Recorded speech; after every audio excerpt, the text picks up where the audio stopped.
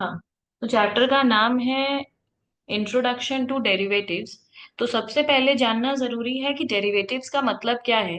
Derivatives एक contract है जो दो पार्टी के बीच में होता है, और ये अपना वैल्यू डिराइव करता है अंडरलाइंग एसेट से। इसका क्लियरली मतलब क्या है? जैसे एक्चुअली डेरिवेटिव्स कुछ नहीं, एक पेपर है, सिर्फ एक प्लेन पेपर, जिसका कोई भी नाम हो सकता है। चाहे उसे इक्विटी नाम दे सकते हैं, कमोडिटी बोल सकते हैं, करेंसी बोल सकते हैं। उस पेपर को हम लोग कोई भी नाम दे सकते हैं। तो से अभी ये एक पेपर है, इसका मैंने नाम दे दिया है इक्विटी। अब ये एक इक्विटी शेयर है। अब इसका अभी क्या वैल्यू है? अभी इसका वैल्यू है 10 रुपीज। अब अभी मैंने तुम्हारे साथ कॉन्ट्रैक्ट किया है। इस एग्जाम्पल को देखते हैं। मैंने 1 जैन को तुम्हारे साथ कॉन्ट्रैक्ट किया है कि 30 जून को ये वाला जो पेपर है मैं तुमसे 1.2 करोड़ में खरीद लूंगी। आज इसका वैल्यू है, कुछ भी इसका वैल्यू है, अभी इसका कोई वैल्यू नहीं है, अभी ये वैल्यूलेस है। अभी मैंने बोला कि मैं इस पेपर को तुमसे 30 जून को 1.2 CR में खरीद लूंगी। अब तुम्हें ये बेचना ही होगा। अगर ये कॉन्ट्रैक्ट हो गया है तो you have to sell this contract, this paper to me. अभी 31 जैन जब आया, तो हम देख रहे हैं 1 महीने के बाद कि इस पेपर का वैल्यू 1.5 CR हो गया है। तो ये पेपर का खुद का कोई वैल्यू नहीं है, ये अपना वैल्यू डिराइव कर रहा है मार्केट से। तो अभी 31 जैन को इसका वैल्यू हो गया है 1.5 CR। 28 फेब को इसका वैल्यू हो गया 1.4 CR। क्योंकि मार्केट वैल्यू चेंज होता है, फ्लक्चुएट होता है। बट हमारा कॉन्ट्रैक्ट है कि मैं इसको 1.2 में खरीदूंगी।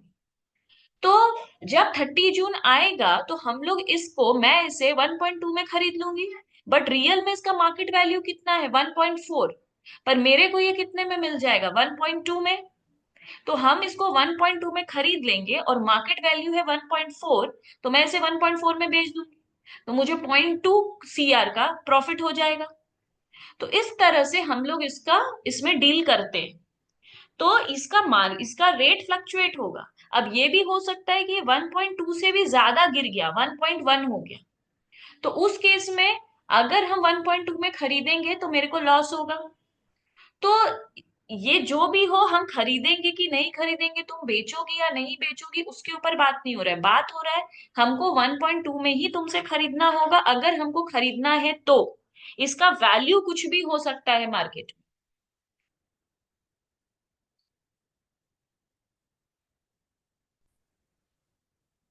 बेसिकली जो डेरिवेटिव कॉन्ट्रैक्ट है उसमें हम लोग दो तरीके से घुसते हैं, दो तरीके से एंटर करते हैं।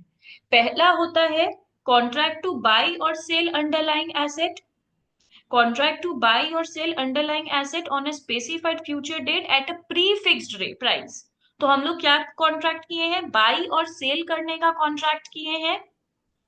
एक अंडरलाइंग एसेट का मतलब, हम मेरे एग्जांपल में हम शेयर्स लिए थे on a specified future date. ये स्पेसिफाइड फ्यूचर डेट क्या था? 30 June. At a pre fixed price. Pre fixed price क्या था? 1.2 CR। तो अभी सिर्फ इतना समझना है कि डेरिवेटिव क्या है? कॉन्ट्रैक्ट है जो बाई और सेल करते हैं हम लोग अंडरलाइंग एसेट को। एक स्पेसिफाइड फ्यूचर डेट पे बाई और सेल करेंगे, एक प्री फिक्स्ड प्राइस। अभी ये नहीं समझेंगे, अभी सिर्फ ये समझे।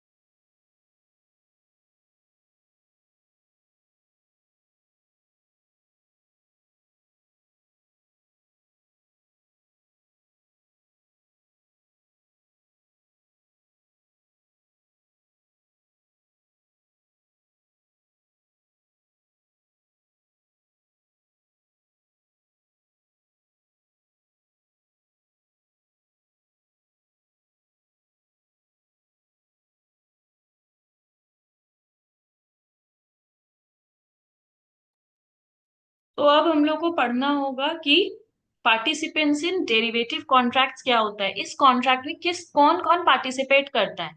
तीन लोग इस कॉन्ट्रैक्ट में पार्टिसिपेट करते हैं, स्पेक्यूलेटर्स, हेजर्स और आर्बिट्रेजर।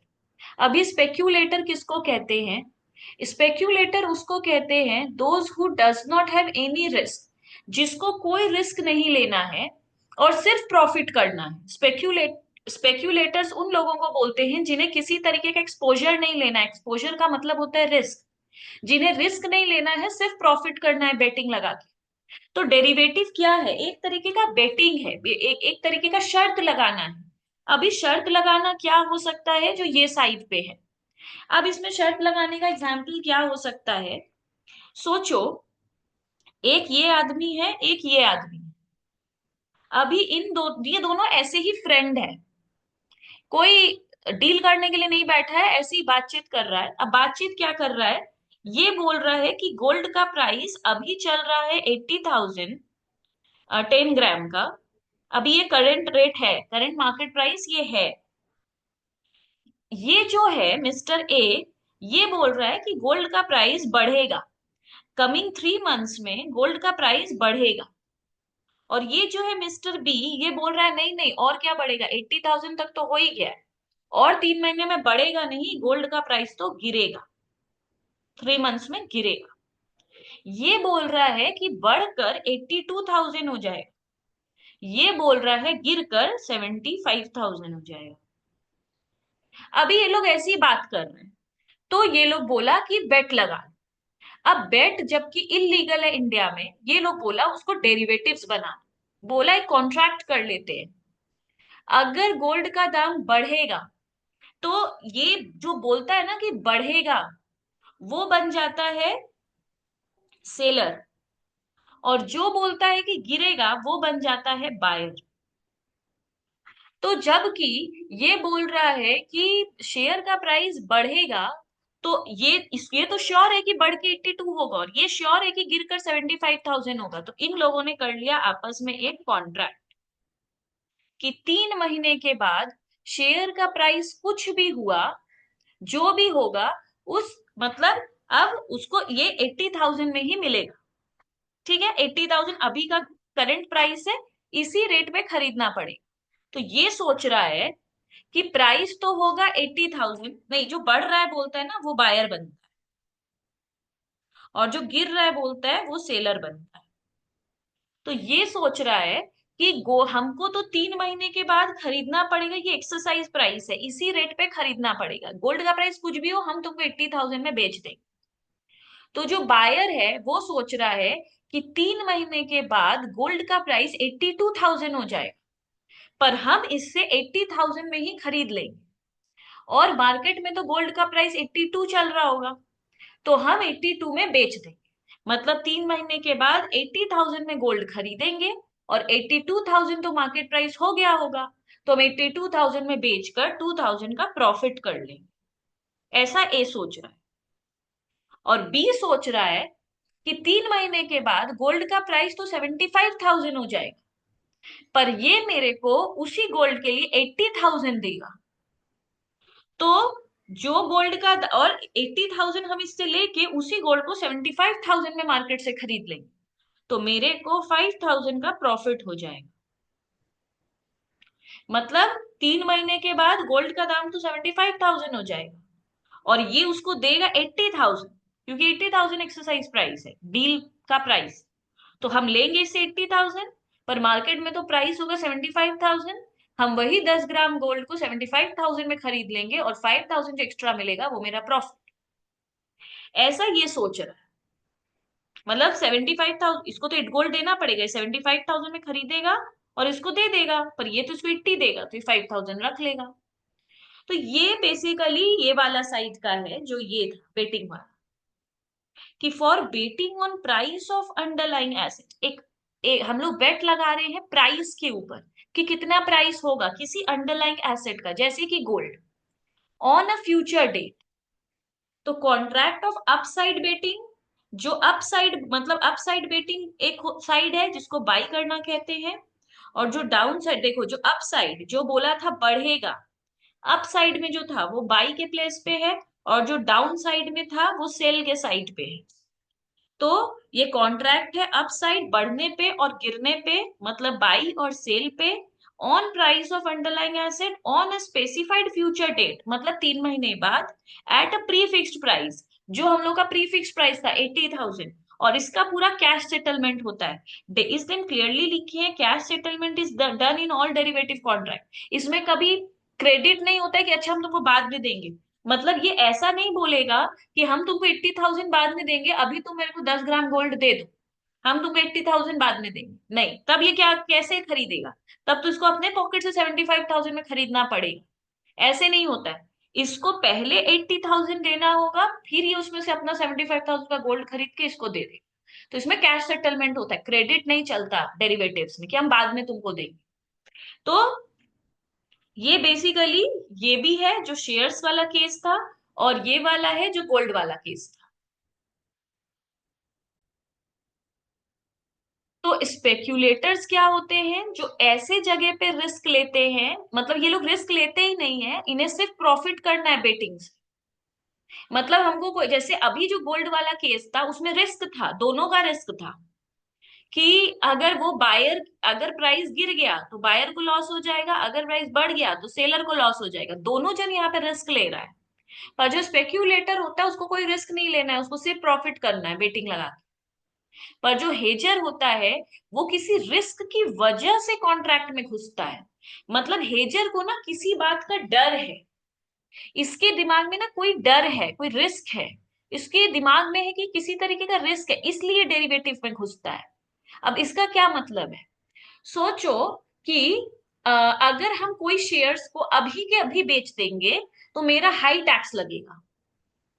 तो ये आदमी क्या करेगा, वो एक ऐसे कॉन्ट्रैक्ट में घुस जाएगा जहां पर लिखा होगा कि तुम शेयर्स को 3 महीने बाद बेचना। तो ये क्या करेगा, डेरिवेटिव में तो 2 महीना, 3 महीना, 6 महीने के बाद कॉन्ट्रैक्ट में बेचा जाता है। तो ये क्या करेगा, जैसे इसके मन में एक डर है कि इसके हाथ में रिलायंस का शेयर्स, अगर रिलायंस का शेयर्स ये आज के आज बेच देगा तो इसका बहुत भारी टैक्स लगेगा। तो ये क्या प्लान करेगा, ये तुम्हारे साथ एक डेरिवेटिव कॉन्ट्रैक्ट में घुस जाएगा, जिस कॉन्ट्रैक्ट में लिखा है कि इस शेयर को ये 3 महीने बाद बेचेगा। तो जब 3 महीने बाद ये शेयर को बेचेगा तो इसको टैक्स थोड़ा कम लगेगा, तो इसको टैक्स का रिस्क है। ये टैक्स बचाने के लिए डेरिवेटिव में घुसा है, डेरिवेटिव कॉन्ट्रैक्ट में ये टैक्स कम पे करने के लिए घुसा है, तो इसको टैक्स पे करने का रिस्क था, इसलिए डेरिवेटिव में घुसा है। तो स्पेक्यूलेटर वो होता है जिसको रिस्क लेना ही नहीं है, सिर्फ प्रॉफिट करना है। और हेजर डेरिवेटिव में इसलिए घुसता है क्योंकि इसको पहले से किसी चीज का रिस्क है, उस रिस्क से इसको बचना है, इसलिए ये डेरिवेटिव में घुसता है। Those who have any existing exposure, इसका पहले से कोई एग्जिस्टिंग एक्सपोजर है, रिस्क है, and they want to kill that risk, और इसको वो रिस्क को हटाना है बेटिंग के थ्रू। और आर्बिट्रेजर क्या होता है? आर्बिट्रेजर प्राइस मिस प्राइसिंग का फायदा उठाकर प्रॉफिट करता है। जैसे हम तुमको इसका एग्जांपल देते हैं, सोचो एक लोकेशन है, सोचो कोलकाता है और बैंगलोर है। अभी तुम एप्पल की सेलर हो, तो एप्पल फ्रूट की तुम सेलर हो। अभी कोलकाता में 1 केजी एप्पल मिलता है 200 रुपीज का, और बैंगलोर में 1 केजी एप्पल मिलता है 300 रुपीज का। तो तुम कोलकाता की रहने वाली हो, और बैंगलोर में मेरे से बातचीत होता है, इसलिए तुमको भी रेट पता है कि एप्पल का रेट क्या है। और बैंगलोर में कहाँ पे तुमको 300 में एप्पल मिल जाएगा, तुमको अच्छे से पता है। और कोलकाता में भी तुमको पता है 200 में कहाँ मिलता है। तुम क्या करोगी, तुमको पता है कोलकाता में 200 का है और बैंगलोर में 300 का मिलता है, तो तुम कोलकाता से 200 का खरीद कर बैंगलोर में 300 में बेच दोगे। पर बैंगलोर के सेलर को, बैंगलोर के जो ओन सेलर हैं, उन्हें एप्पल मिलता ही है 280 रुपीज में, इसलिए वो 300 में बेचते हैं। पर तुमको पता है कोलकाता में कहाँ पे 200 में मिलता है, तो तुम कोलकाता से 200 में खरीद कर बैंगलोर में 280 में बेच दोगे। तो तुम कोलकाता से 200 में खरीदी, और बैंगलोर में तुम बेच ही दे रही हो 280 का सेलिंग प्राइस पे, पर यहाँ तो सेलर को ही कॉस्ट प्राइस है 280, और तुम यहाँ पे कस्टमर को दे रही हो 280 में। तो ये कैसे दे पा रही हो, कैसे फायदा कर रही हो? क्योंकि तुम्हारे पास एक इंफॉर्मेशन है प्राइस का, कि अच्छा उस जगह पे ये इतने का मिलता है। तो बैंगलोर के सेलर्स को एप्पल का कॉस्ट प्राइस ही पड़ता है 280, इसलिए वो बैंगलोर में बेचते हैं उसे 300 में, और वो लोग सिर्फ 20 रुपीज प्रॉफिट करते हैं। और तुम कोलकाता से 200 में खरीद कर 50 रुपीज, जो भी ट्रांसपोर्टेशन कॉस्ट एक बार के लिए ये सब हटा दो, तो 200 में खरीद कर तुम इसको 280 में बेचकर 80 रुपीज का प्रॉफिट कर ले रही हो, और यहाँ के सेलर सिर्फ 20 रुपीज का प्रॉफिट कर रहे हैं, और तुम सस्ते में भी बेच रही, तो तुम्हारा जल्दी जल्दी सारा एप्पल भी बिक जाएगा और तुमको ज्यादा प्रॉफिट होगा। यहाँ के सेलर्स को बेचने में टाइम लगेगा और कम प्रॉफिट होगा। तो आर्बिट्रेजर क्या करते हैं, आर्बिट्रेजर को ना पता होता है कौन सा सामान किस दाम में कहाँ पे सस्ता मिल रहा है। वो मिस प्राइसिंग का, ये तो मिस प्राइसिंग है, एक ही सामान एक जगह पे 200 का बिक रहा है, एक जगह 300 का बिक रहा है, तो मिस प्राइसिंग है। मिस प्राइसिंग है मतलब डिफरेंट प्राइसिंग है। तो आर्बिट्रेजर ये मिस प्राइसिंग वाला इंफॉर्मेशन उसके पास होता है, उसको पता होता है कि बैंगलोर में 300 का मिल रहा है पर कोलकाता में 200 का मिल रहा है, और कहाँ मिल रहा है 200 में, उसको सारा इंफॉर्मेशन होता है। वो इस इंफॉर्मेशन का फायदा उठाकर प्रॉफिट कर लेता है। हाँ। तो इसलिए इसके डेफिनेशन में लिखा है those who doesn't have any existing exposure, इसका पहले से कोई रिस्क नहीं है, इसके पास कोई रिस्क नहीं है, नहीं बेचना है मत बेचो, मतलब पहले से इसके पास भी कोई रिस्क नहीं है, स्पेक्यूलेटर की तरह इसके पास भी पहले से कोई रिस्क नहीं है, but wants to earn riskless profit, और इसको भी रिस्कलेस प्रॉफिट करना है, कोई रिस्क भी नहीं है और प्रॉफिट भी करना है, by taking advantage of miss pricing. पर इसको कैसे करना है, मिस प्राइसिंग का फायदा उठा, इसको पता है दो अलग जगह पे दो अलग रेट चल रहा है, और इसको वो दोनों रेट पता है, और इसको पता है कि ये सस्ते में भी सामान बेच ले, तो ये कम दाम में जो बैंगलोर सिटी का लोग को 280 में खरीद दाम पड़ रहा है, कॉस्ट प्राइस पड़ रहा है, ये उस दाम में सेल करके निकल जा रहा है, वो भी 80 रुपीज का प्रॉफिट करके। तो इस तरीके के लोगों को आर्बिट्रेजर कहते हैं, जो जिनका कोई रिस्क पहले से नहीं है और इन्हें भी प्रॉफिट करना है, बट मिस प्राइसिंग का एडवांटेज उठा